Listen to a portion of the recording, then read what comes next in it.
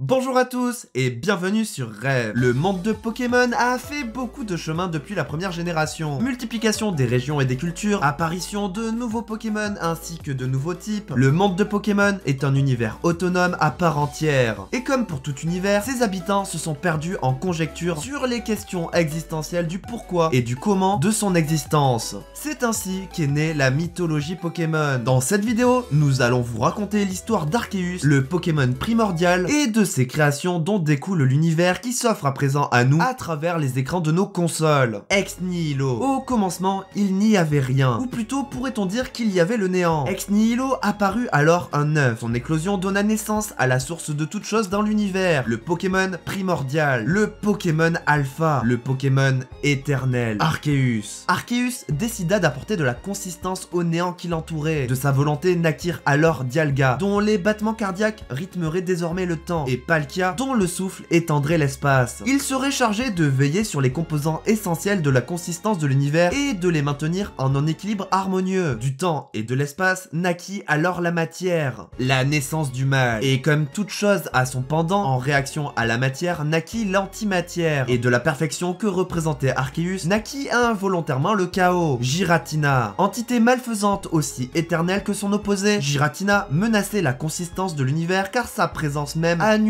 purement et simplement la matière. Arceus le bannit dans le monde distorsion, le pendant de notre univers, fait d'antimatière inconsistante et où espace et temps n'existent que par intermittence. Giratina règne depuis lors sur cet univers contraire. Bien qu'il voue une haine sans borne à tout ce qui est en particulier à Arceus, il est quand même suffisamment clairvoyant pour ne pas chercher leur destruction. En effet, si l'antimatière est née en réaction à la matière, la destruction de cette dernière entraînerait la première dans sa chute. Aussi, lorsqu'il lui arrive de pénétrer dans l'univers consistant, Giratina prend une forme alternative afin d'éviter l'annulation. La trinité de l'esprit. Arceus voulut s'atteler à la création de la vie indépendante, autonome et éphémère. Il pondit un œuf duquel naquirent les trois composants de l'esprit. Cré-Elfe, garant de la mémoire, Cré-Follet, géniteur de l'émotion, et Cré-Fadé, moteur de la volonté. De la naissance de ce trio découla ce souffle ultime, ce vecteur de conscience de nous-mêmes et des autres qui nous différencie des machines. L'équilibre. L'esprit est capable de tout, du bien comme du mal, de s'ancrer dans la réalité ou de s'étioler dans les tréfonds oniriques de l'imaginaire. Et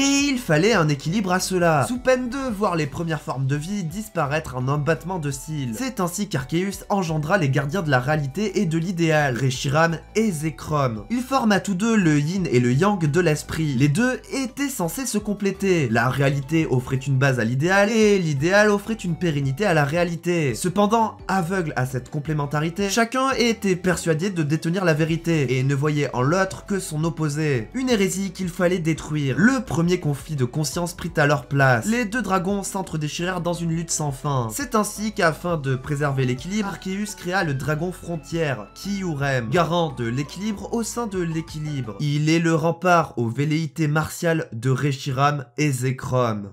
La création du monde. Dans le néant, il n'y a que les êtres éternels, création d'Arceus, qui peuvent survivre. Afin de pouvoir permettre la survie de sa future création, Arceus s'affaira à façonner le monde, terre d'accueil pour les formes de vie. Une fois la matière brute rassemblée en une sphère, le Pokémon primordial y installa les éléments nécessaires à l'apparition de la vie. Il créa Kyogre, source des mers, et Groudon, pilier de la terre. Et à l'instar de Reshiram et Zekrom, les deux Pokémon légendaires se livrèrent une guerre sans merci, l'un déchaînant des pluies diluviennes desquels naquirent les océans, et l'autre érigeant des continents en asséchant les eaux. De l'atmosphère formée par ce conflit, Arceus créa Rayquaza afin de calmer leur ardeur. Celui-ci mit fin aux hostilités en déchaînant sur eux des foudres célestes. Blessés et exténués, Kyogre et Groudon s'exilèrent en des lieux reculés et se plongèrent dans un sommeil éternel. Rayquaza règne depuis sur l'atmosphère et est chargé de défendre le monde contre la fureur des deux endormis s'ils venaient à se réveiller. La dérive des continents. Ces incessants combats avait laissé une terre désordonnée, désorganisée, impropre à accueillir et maintenir la vie. De la terre, Arceus créa le golem Regigigas et le chargea d'organiser les plaques terrestres. Sa longue tâche terminée, il voulut se reposer. Cependant, il craignait que l'ordre auquel il avait si durement travaillé ne fût un jour bousculé. Aussi créa-t-il 3 golems dont la tâche serait désormais de veiller à cet ordre. Ainsi, Regirock, Régis et Régistil furent nés. Le jour et la nuit. L'harmonie du mouvement était la clé pour le maintien de la vie. Aussi, Arceus créa Soleano, maître du jour, et Lunala, essence de la nuit. Hélas, si les deux existaient, le monde devait être mis en mouvement afin de pouvoir bénéficier équitablement des bienfaits de Soleano et Lunala. Arceus engendra donc Ho-Oh et Lugia, et leur donna pour mission de mettre la planète en rotation. L'ultime étape. Arceus avait une dernière tâche à accomplir afin que puisse se développer la vie. Réguler les températures. Pour ce faire, il donna naissance à Articodin qui travailla sur des courants d'air froid, Sulfura qui mit en mouvement l'air chaud,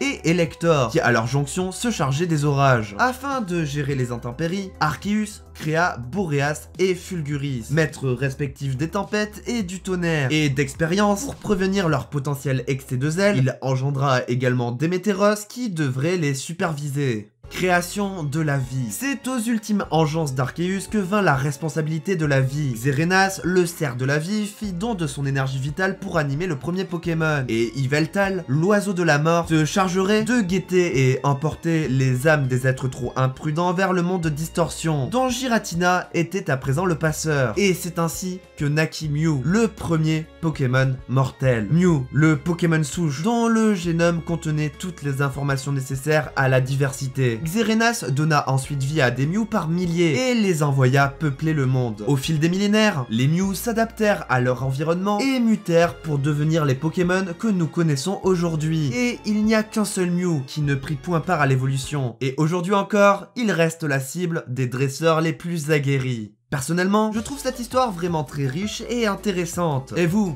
en pensez quoi? N'hésitez pas à nous le dire dans les commentaires. Ce résumé de la mythologie de Pokémon est à présent terminé. Comme d'habitude, si cette vidéo vous a plu, n'hésitez pas à mettre un pouce bleu et à vous abonner. D'autant plus si ce n'est pas la première vidéo que vous vous surprenez à apprécier. Et sinon, comme d'habitude, on se retrouve dans une prochaine vidéo.